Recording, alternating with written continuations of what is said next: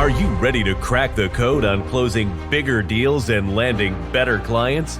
Welcome to The Closing Code, the podcast for sales pros and agency owners who want to master the art of selling high-ticket digital marketing services. In each episode, your hosts, Clinton James and Josh Konigsberg, bring you real-world strategies, actionable insights, and proven tactics to help you level up your sales game. No fluff, no gimmicks, just the tools you need to win more deals and build a thriving agency. Let's get started.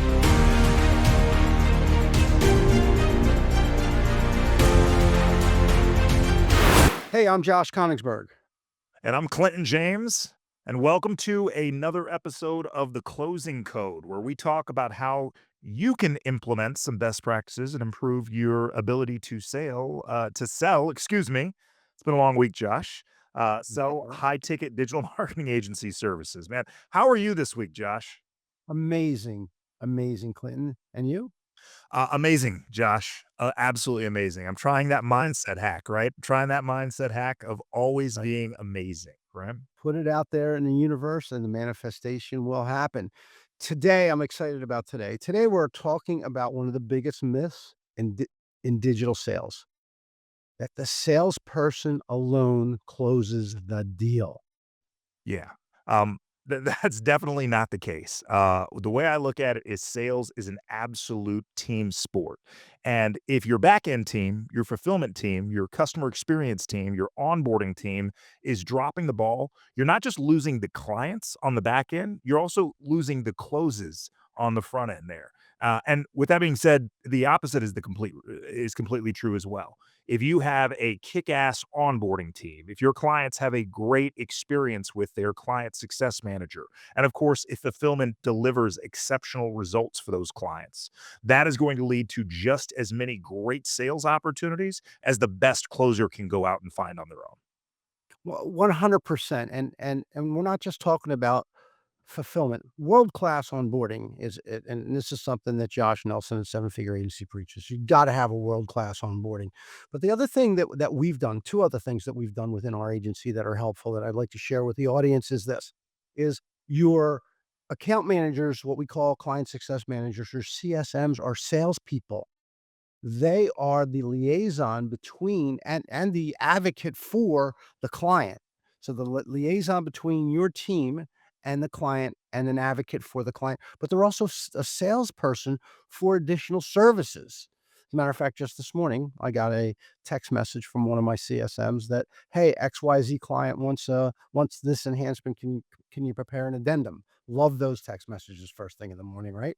So, and for us, those are high ticket compared to what many other agencies do. That one enhancement is worth over $2,200 a month, right? Love that. Just sound like that. Amazing, right? We are in the process of doing a 3-week training with our client success managers. We just brought on a new one, so we've got a total of 3 of them, but it literally is geared towards upselling, and adding those enhancement services there. So, first week, we really went through all of the programs that we offer as a digital marketing agency, making sure that all of the CSMs knew what the deliverables were, what the expectations were for each one of those programs. The second week was more about presenting the service, positioning it, creating pain points based on some challenges that they may have with their online presence. And then finally, we're putting some automations in place so that we can have the CSMs when the client experiences wins. Let's say they get some high-end jobs that come in off a PPC campaign. We want to alert those customer success managers so that they can quickly pick up the phone, celebrate those wins with the client, and use that as an opportunity to encourage them to take a look at some additional services. That's right. So you should, at least we do, and I highly recommend that you incentivize your CSMs for the enhancements, Yes. especially because it's recurring revenue for us. So we just do a flat, doesn't matter what the enhancement is, it's a flat $250 bonus. I like that. I like that a lot. It's So really easy for you guys to calculate on your end, and certainly is a nice incentive to remind them to have those conversations and look for those sales opportunities. we don't have to remind them now. So let me say one more thing with regard to this whole concept. So one of the other things we did was we we brought in a trainer, and we did empathy training for our leadership team.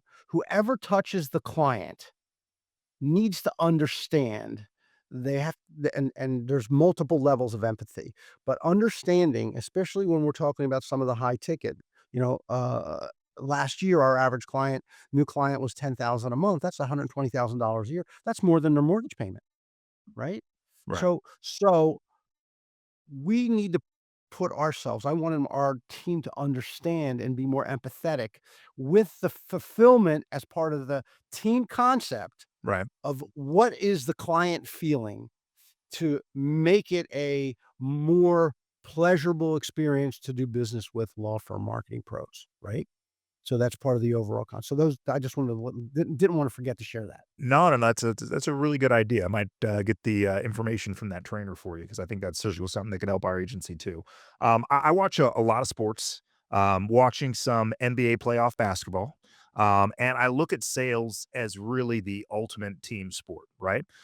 Just because the salesperson is the person that scores the game-winning shot, there are a series of events that have to happen for that salesperson to be in the position to hit that jumper or make that layup or dunk that ball, right? So I look at all of the roles in a digital marketing agency as players in this game we call acquiring new clients.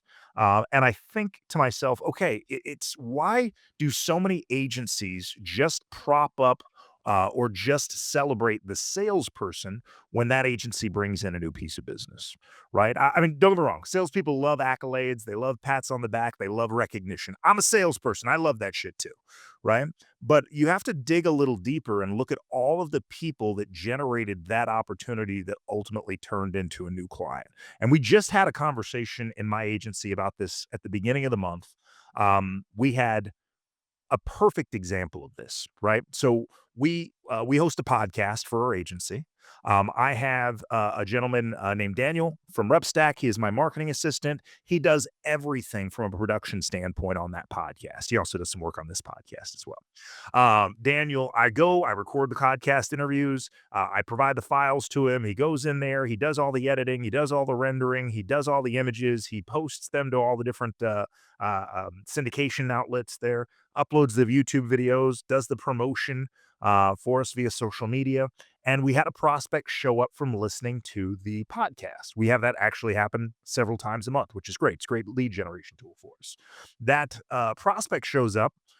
We end up selling him on one of our programs. We onboard him. He has a great onboarding experience, both for his website and SEO, as well as his paid ads. The paid ads team comes right out of the gate and immediately delivers some calls that turn into on-site visits and jobs. And this guy is off to the races. Great experience, great results. Now, what we didn't know is this client is in a mastermind group with a bunch of other people that are fairly new to the restoration industry. They have a preferred vendor that they send their digital marketing system to, but he didn't care. He was like, I don't know what you guys are doing over there. I use Clinton and his team, and they did a rock star job. All of a sudden, we had 4 or 5 referrals within a couple weeks from other people that were in that mastermind group, right? So I've got an appointment setter who then is qualifying those folks, didn't follow the usual qualifications because he knew they were fairly new to the industry, but these are people that had the money that they were willing to invest in a mastermind. So most likely they understand the value in investing in digital marketing, right? So he gets them teed up on my calendar. I close more of them. Those people have great onboarding experience and we deliver great results for them. And then we get more referral business as a result of that, right? So even though I, as the salesperson, are the one that ultimately gets them to do that electronic signature, provide that payment information, it really was a team effort there in terms of our marketing department creating those podcasts and getting them out there. Myself closing that business, our appointment setters scheduling those or sales conversations, our fulfillment team delivering great results for the clients, our onboarding team, our account managers. Everybody played a role in this half a dozen new clients that we got as a result of these referrals, right? So when I go into, I don't know, Josh, if you guys have this, but we have a Slack channel where every time, whether it's myself, a member of our development team closes like an hourly package for web design work or something like that, we every time we go in there and we create a different GIF of somebody banging a gong, right? So we want to celebrate all of those wins with everybody because it's not just the salesperson that's responsible for these new sales opportunities and new clients that we're bringing in. It's everybody's effort that really goes to generate that. Sorry, I'm on a soapbox here. I'm ranting. I really feel passionate about this, Josh. It's so good to hear that as a team concept, and it really is so true. You know, a quick stat about this topic and it really resonates is 79% of B2B buyers say the experience with a company's team is as important as the product or service. 79%. You know, so you talk about you watch a lot of sports. I mean, 79, yeah, it's almost 80%, right? So important. You know, you're watching a lot of basketball. I'm an ice hockey guy, so watching a lot of hockey.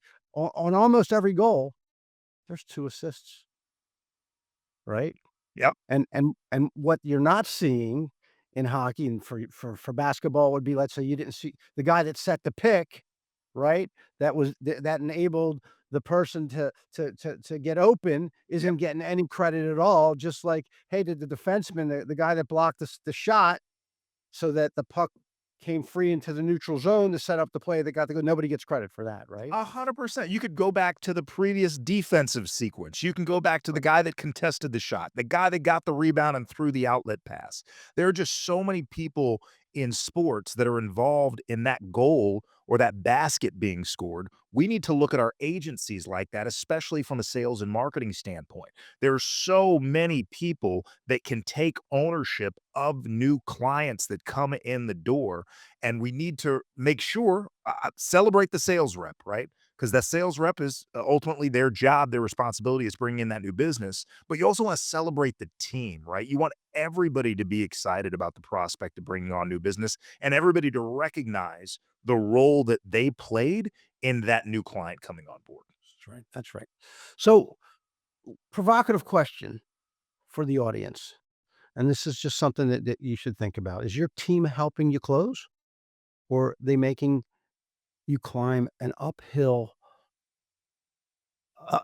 uphill with every are you making it difficult to climb uphill with every pitch, right? Yeah. So, um, and if they're making it difficult, you have to have those tough conversations.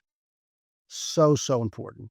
And if you're using EOS, this is an IDS topic, right? Yep. And it's about solving those problems together, not placing blame somewhere, right? So work again as a team and team sports exactly the same way. You know, I can't tell you playing on college ice hockey and even younger, how many times I sacrificed my body and took a brutal hit from a guy your size, Clinton. But I sacrificed my body to pull a defenseman out of the play to set up what ultimately would lead to a scoring opportunity or a goal, right? And that's part of it. We all have to make our sacrifices. What we see a lot with digital marketing agencies is they really silo departments, right? So you've got your sales and marketing department, you've got your customer experience department, and then depending on the services that you provide to that client, you may have a department dedicated only to paid ads. You might have another department dedicated to website development. You might have another department dedicated to search engine optimization, right? And they don't, while you have all hands meetings and you'll have general topics that you'll talk about via Slack, there's not a lot of interaction between all of the different departments there. And I don't think that always, I understand from a management standpoint and from an accountability chart standpoint, that might make sense. I think you miss an opportunity to celebrate sales wins as an organization there, right? Because and you also miss an opportunity to identify pain points, right? So if I'm selling a new client on services, I'm actually on the first part of their onboarding calls, right? Because I want to introduce them to their account manager. I want to introduce Yeah. them to team members that are going to be working with them through the fulfillment or through the initial onboarding and the overall fulfillment there, right? I think it sets the right tone, introduces them, and I don't like it when salespeople just dump you off into fulfillment onboarding there. Love that So idea. And also it allows me to identify, because I sat in on some of these onboarding calls, things that we can do better during the onboarding process, right? Because I think a lot of agencies think they have to wait until they deliver exceptional results for that client to get referral business. And that's not the case. If that client has an excellent onboarding process and you really stand out versus other agencies they might have worked with in the past, you're going to get, you might get referrals right out of the gate before you've even gone live with a website or an ad campaign there, right? That's right. That's Uh, right. Mhm. and then on the fulfillment side, those team members need to understand um, the it's not just delivering impressions or getting clicks or generating phone calls that may turn into on-site visits, or creating the blog content or the backlink strategy to improve SEO, right? These are real people, real businesses looking for growth, and we need to identify what's working so that we can get them to exceed the goals that they have for growing their business, right? So when you silo your team into these little things, they just focus on the deliverable that they're responsible for, and not the overall experience that customer has, or that client has with your agency. What are your thoughts on that, Josh? So, we have an operational L10 where every member of the leadership team attends, and they share all of the wins. They share struggles they're having. They problem solve together, they IDS together. So that's how we manage that. Now, I personally do not attend those meetings on a regular basis, only because my schedule doesn't permit. So I might pop in once a month and maybe do some additional training or talk about a new client that's teed up, or that's coming, especially if it's a larger client. But so, yeah, that's how we manage that. So whereas they are siloed, they are communicating, Okay. Now, and when that's you close a new deal, Josh, because you, like me, are the one closing new business for your agency, right? Mhm. So when you close a new deal, do you let the team know about the new client? Do you celebrate that win with the team? So there in the Slack channel, they do that, and I think I am going to borrow your idea of jumping in on the discovery call if I mean on the onboarding call if my schedule permits. Typically, there's a handoff. I don't want it to appear as if I'm looking for accolades for closing the deal, because I've closed so much business, doesn't matter to me, Right. right? I mean, I hate to say make it sound that way, but what it's almost like, I'm on to the next deal already. As soon as I close the deal, I'm on to the next deal.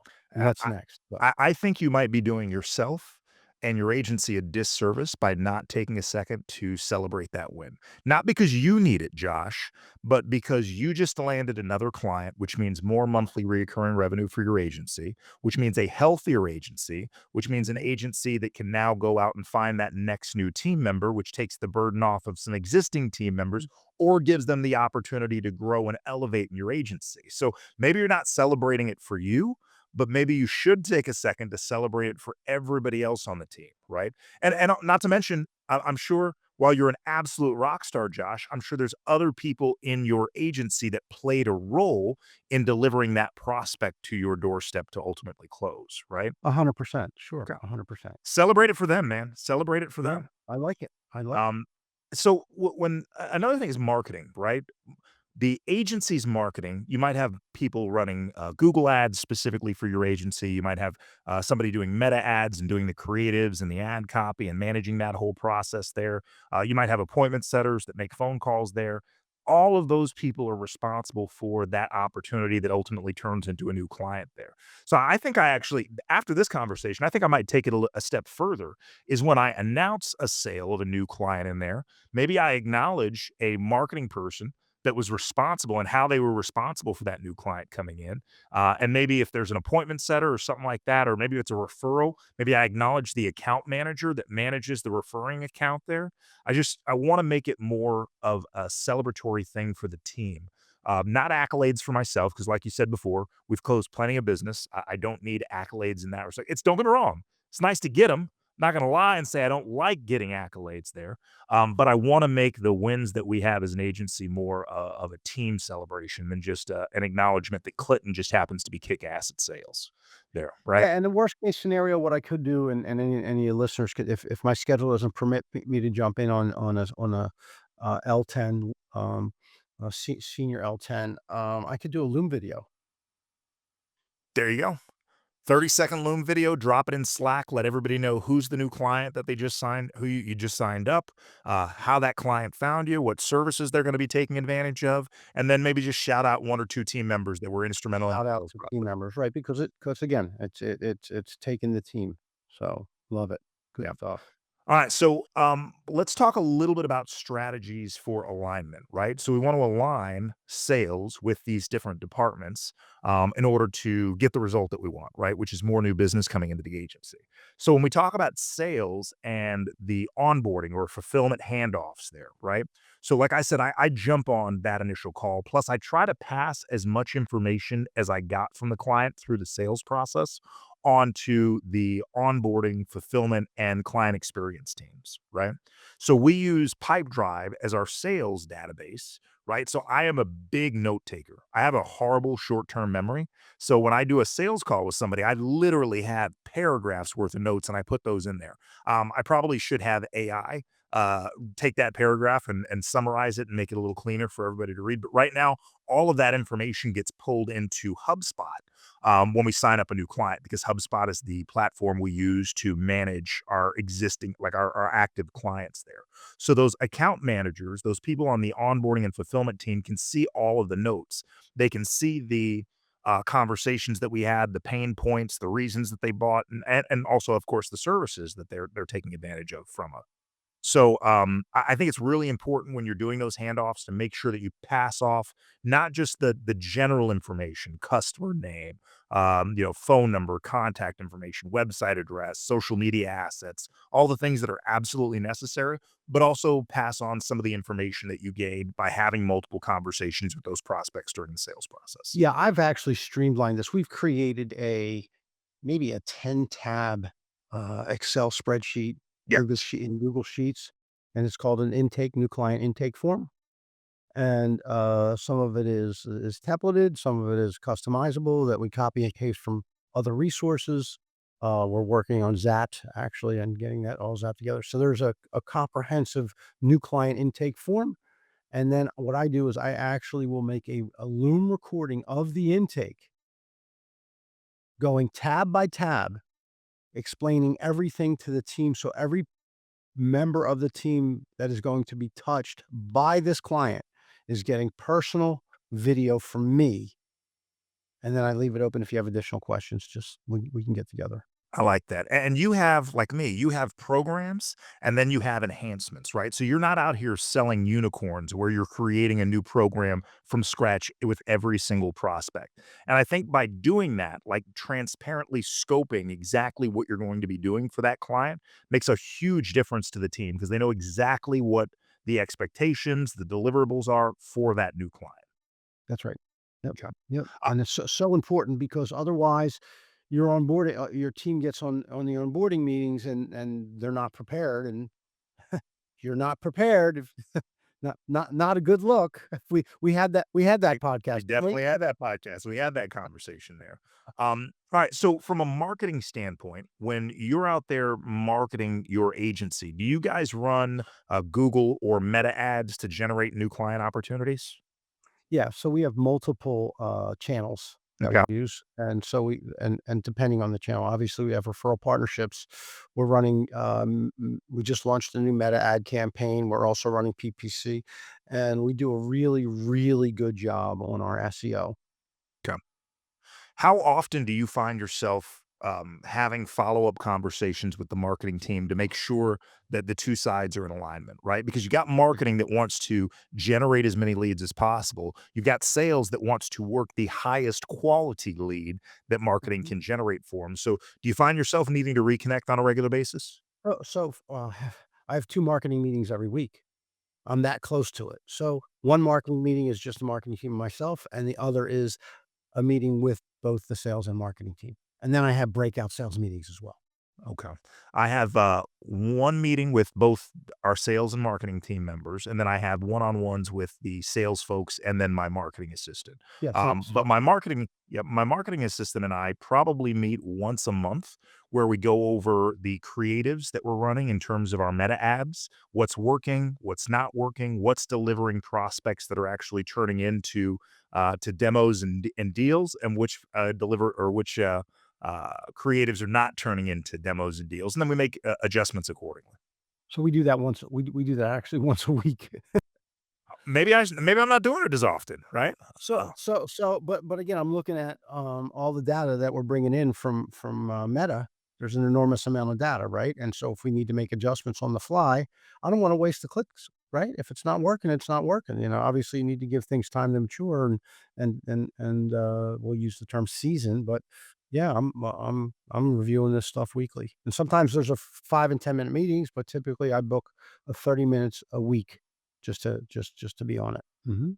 All right, so let's talk about a couple things that salespeople can do, can kind of plug themselves into in other aspects of the business that will improve their sales, which will improve their expectation setting with new clients. Are there any like insider tips that you got on that stuff, Josh? So, our friend Jim Aline wants to build a wall between your salespeople and fulfillment. And I don't disagree with Jim. Love you, Jim. I don't disagree with him, but I think um, an occasional drop in, especially given the dynamic nature of digital marketing of our landscape, right? I think once a month it's important to, we're dealing with something right now for in the legal industry with local service ads. And that is that Google is saying we're going to record all and keep all the data for all incoming LSA calls, and that's a breach of the attorney-client confidentiality, Oh, which is an ethics violation. So depending on how the ABA and the state bars come down and rule on it, I believe that they're not gonna take the risk of running LSAs in the legal space. We'll see how it oh, plays out in the next couple weeks. That being said, that's something that is important to sit in with the fulfillment team on, right? sure. And maybe that's specific for the PPC team that you have to yes, every once in a while, I think you need to get in and learn. I actually have my as part of the training for new sales reps, in addition to watching all the video content that we created from each department has created a video on how they handle their fulfillment. They have to sit in on at least one meeting for each department I like that. as I part of like their that. training. I think it avoids some really big pitfalls. But on the flip side of that, one of the things that we implemented, and I think has been really, really great, is we've in that same Slack, we have a win channel. So every time either a client success manager or a client goes into the client facing CRM, we use call tracking metrics, and dispositions a call as it turned into a job, that creates a post in that wins channel. And I'm telling you, when you have a rough day, man, it's nice to see that your clients are thriving, right? You see another deal come in for $30,000 for a restoration job, or 15,000, or 10,000, and that thing just goes off constantly, day in and day out, right? So that's a great reminder that what we do for our clients works.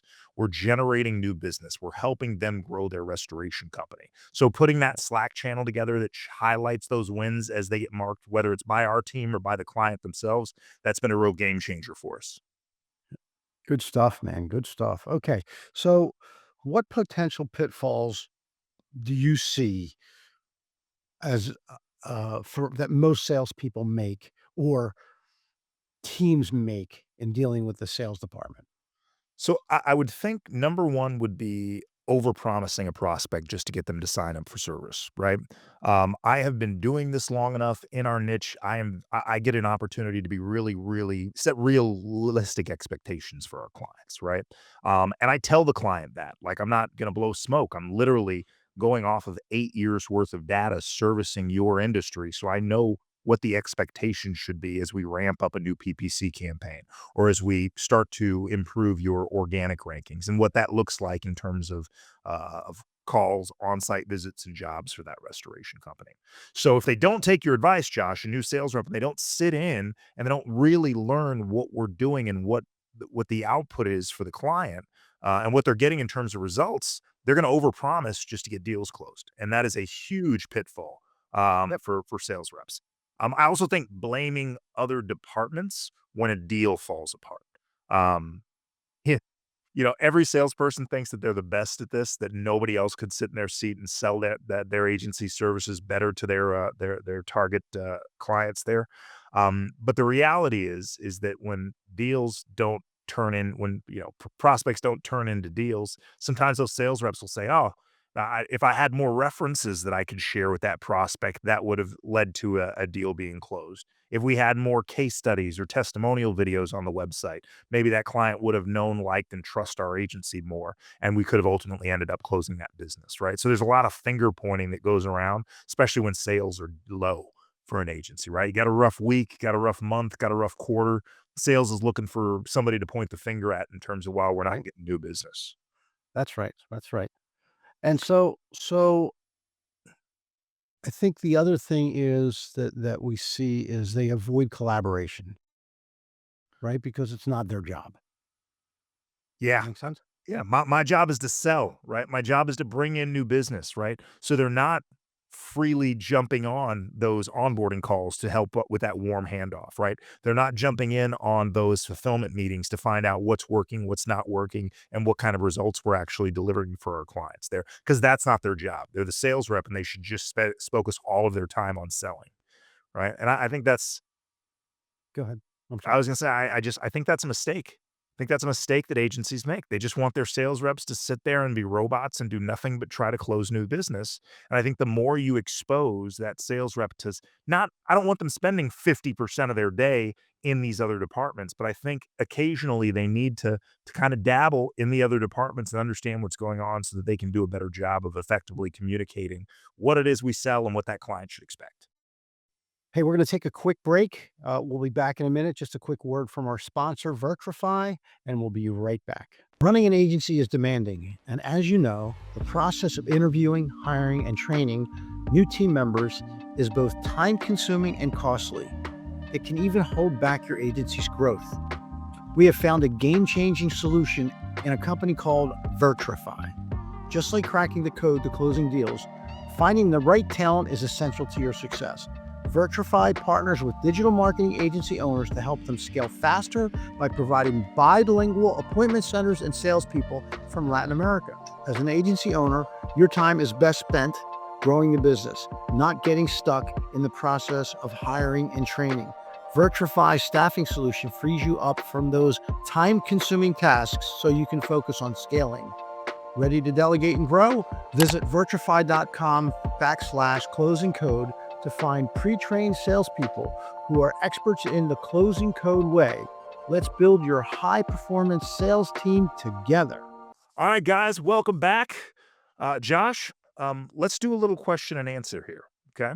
Right. All right. So, what's one way your fulfillment team helps you close business? Well, results, right? That goes without saying. But listen, as part of my digital marketing strategy sessions, I actually, when I discuss case studies, they're actually live look-ins on dashboards. So we're looking at and I have permission from the clients to do this, right? So they're looking at a clean reporting dashboard with amazing results that really wows them. So having access to that and being able to show it real time, game changer. Love that. Mhm. Love that. And so Clinton, let me ask you, what's the fastest way to lose a deal after it closes? If communication breaks down and they don't have an excellent onboarding experience, right? There are assets and access to assets and information that we need to get from a client. And if somebody drops the ball and doesn't follow up with them to make sure that we get everything that we need, if that client shows up for an onboarding call and team members are running behind in terms of jumping on Zoom, it just sets a really bad stage for what that client can expect in terms of working with us. So if the communication is bad, if we don't get the things that we need, if we don't stay in good communication and run on time in terms of the onboarding expectations we have for that client, it's an easy way to lose a deal before we even actually go live with any of the services. All right, so let me ask Mhm. you another one, Josh. What should marketing never do without input from sales? Write ad copy. because sales sees the objections, and the objections are what your audience is feeling. Sure. So they need to help shape the messaging. I'm not saying that your sales reps should be copywriters, because they're not, right? But they certainly have to have input in writing the ads, because they know what the pain points are of your audience. All right, Josh.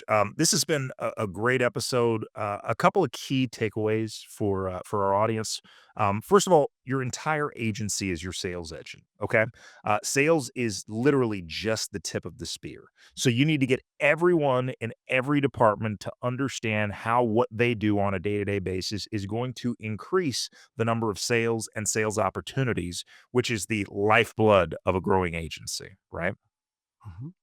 So another good takeaway is this: the better your team alignment, because again, sales is a team sport. The better your team alignment, the smoother your closes, and the stronger your retention. And that just makes so much sense. And uh, when I elevated or graduated or matriculated to coaching, what I realized very, very quickly as a coach is a chain is only as strong as its weakest link.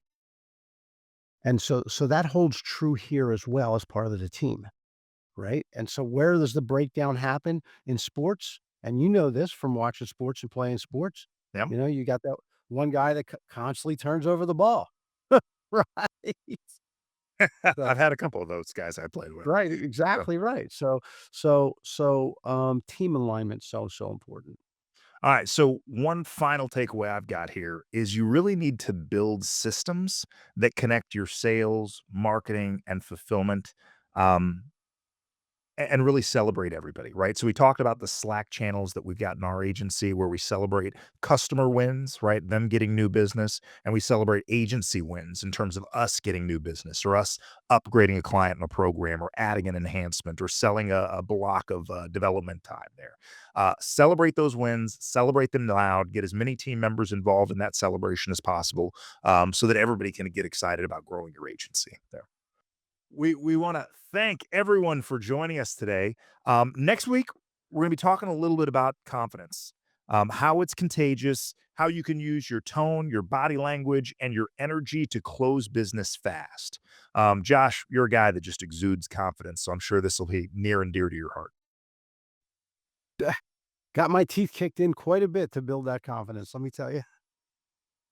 All right. Well, for everyone, we appreciate you guys sticking around. Hope you got some great value out of today's episode. Josh, it's always a pleasure to have you on here. And, if you, again, follow us on socials, make sure you subscribe to us on your favorite platform and also go to YouTube because you can see these two guys talking about, and we're really good looking people. So I think you get not just the audio, but the video content as well. All right. Clinton, I couldn't ask for a better podcast partner, man. It's amazing. I really look forward to this time with you, brother. Awesome. Thank you guys again. And we will see you next time on The Closing Code. All right, bye for now. And remember, ABC, everybody, ABC. If you enjoyed this episode, don't forget to like it, share it, and subscribe to the podcast for more straight shooting advice on closing deals that matter. Unlock the code, close the deal, and we'll see you on the next episode of the Closing Code Podcast.